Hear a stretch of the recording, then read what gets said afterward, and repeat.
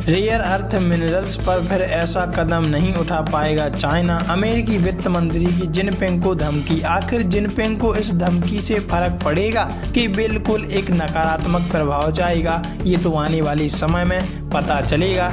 लेकिन America full जोर कोशिश लगा रहा है चीन को नीचे गिराने में, चीन की शक्तियों को ध्वस्त करने में। बहुत कुछ चल रहा है इस वक्त जियो पॉलिटिक्स में, और आइए जानते हैं क्या है पूरा मामला। खबर सामने आ रही है, रेयर अर्थ मिनरल्स पर फिर से ऐसा कदम नहीं उठा पाएगा चाइना। अमेरिकी वित्त मंत्री की जिनपिंग को धमकी। दुर्लभ धातुओं पर नियंत्रण से दुनिया भर के बाजारों में स्थिरता बढ़ गई थी। ये क्षेत्र चीन के लिए अंतर्राष्ट्रीय प्रभाव बनाने का एक बड़ा साधन माना जाता है। अमेरिकी वित्त मंत्री स्कॉट बेसेंट ने कहा कि दुर्लभ खनिजों पर चीन की ओर से लगाए गए निर्यात प्रतिबंध उसके लिए गलती साबित हुए। इन कदमों ने दुनिया को यह एहसास करा दिया कि बीजिंग कैसे इन अहम संसाधनों का इस्तेमाल दबाव बनाने के लिए कर सकता है। निर्यात नियंत्रण पर बड़ा विवाद।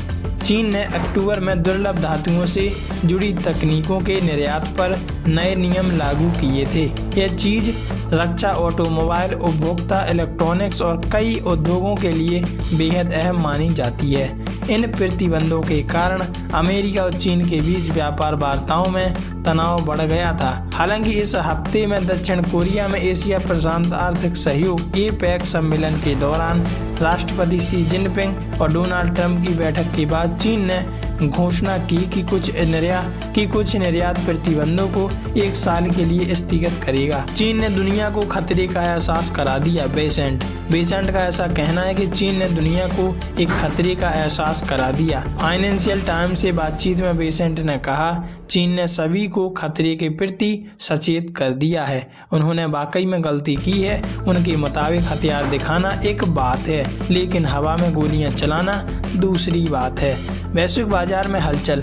दुर्लभ धातुओं पर नियंत्रण से दुनिया भर के बाजारों में अस्थिरता बढ़ गई थी और सप्लाई चेन प्रभावित हो गई थी। ये क्षेत्र चीन के लिए अंतर्राष्ट्रीय प्रभाव बनाने का एक बड़ा साधन माना जाता है।